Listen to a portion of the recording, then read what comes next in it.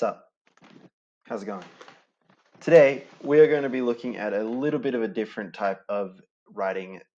Last few weeks, we've been working on narratives, and I thought it would be a really good time to just do a little bit of an opinion piece and kind of practice some things we learned last term in persuasive writing. Just to go back to it for a little bit, and this one's a bit more fun.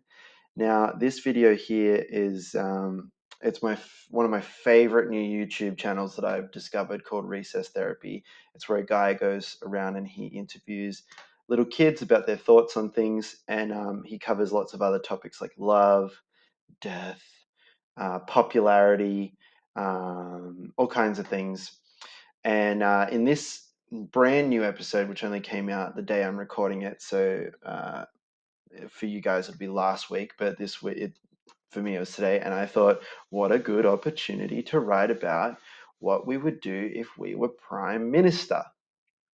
Okay, so make sure you've seen this video here because it'll show you that it's pretty funny. And what I want is I want a light-hearted tone to this. I don't want it to be this like, I would do these 60 things. Now, maybe think of a few serious things and a few not so serious things. So what you're going to do is I'm just going to give you a document with a heading. If I was Prime Minister, I would. So you're going to use things that you learned last term, okay? I want to see an introduction. Introduction. Paragraph 1. First point. Okay? Make sure I'm putting this right. First point. Paragraph 2. Second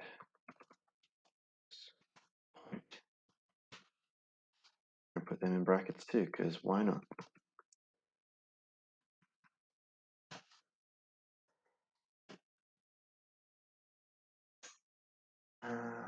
Well, paragraph 3. Lost my mind for a second there. Third point. I think you get the gist. And then after this, we're going to have our counter argument. Counter argument. And then conclusion. I'm also going to put a little bit more space between these because it'll help. And then finally, conclusion. Okay, so conclusion. So we got our points, right? So basically, I'm going to just use some of the ones that they said. One of the kids, said that he would make it illegal for you to not brush your teeth. I 100% agree with that kid because the dentist is expensive and your parents don't want to pay for it. And if you like my mom, she couldn't afford it. And now I have bad teeth. And it's not really because I didn't brush my teeth. I brushed them a lot. And I've only ever had like a few cavities. But yeah, I could have got braces and that would have been great. But anyway, so illegal for people to not brush their teeth. One of the other kids said no school, no homework, because his feet were tired. His feet hurt. Now you're going to expand on this more than just writing one sentence. You're going to write a whole paragraph, okay? You're not just going to write illegal for you to not brush your teeth. You're going to say the first thing I would do is I would make it illegal for you to not brush your teeth for these reasons. Reasons that I already said. It's expensive to go to the dentist. And if you just brush your teeth, you wouldn't have to go to the dentist as often. You still should go to the dentist, but you know, to get little mini operations in your mouth is not that great, and it sucks. It's the worst experience. I hate going to the dentist. Like thinking about it makes me think that I should probably take even better care of my teeth, so I don't have to go there again.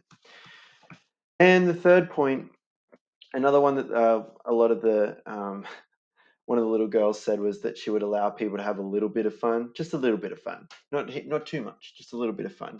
But in that same sentence, she also said that she would help out people that are struggling, like give money to the homeless people and stuff. So help everyone, and that can include, healthcare, school care, stuff like that. There's another girl in there that talks all about, helping people with healthcare and making it cheaper and helping people that are underprivileged and talking about how it doesn't matter what skin color you have, everyone is equal, and that's a really nice thing to have. Now, a counter argument. A counter argument, obviously, you could say, maybe I'm not the best candidate to be the Prime Minister of Australia because I also kind of want to be a professional singer. Kind of can't do both. So maybe you can say that, actually, I want to do this, but if I didn't get to do that, maybe I'll just become Prime Minister. I believe you can do it. And then obviously in the conclusion, you're going to talk about each point that you mentioned in your paragraphs, and you're also going to introduce these points. So your introduction is going to have something from your first point, something from your second point, and something from your third point to just introduce everything. Don't worry about the counter argument. You don't have to put that in your introduction. Like you probably should when you get better at this stuff, but at the moment, just leave it. Don't worry about it. Um, and yeah, get really creative, get really funny. This doesn't have to be serious. If you want to take it seriously, you can. But I would recommend just having a bit of a lull, bit of a funny. There's only a couple of days left of learning from home, so use the 30 minutes to plan and produce a really fun piece of work that your teachers would love to read. And yeah, see ya.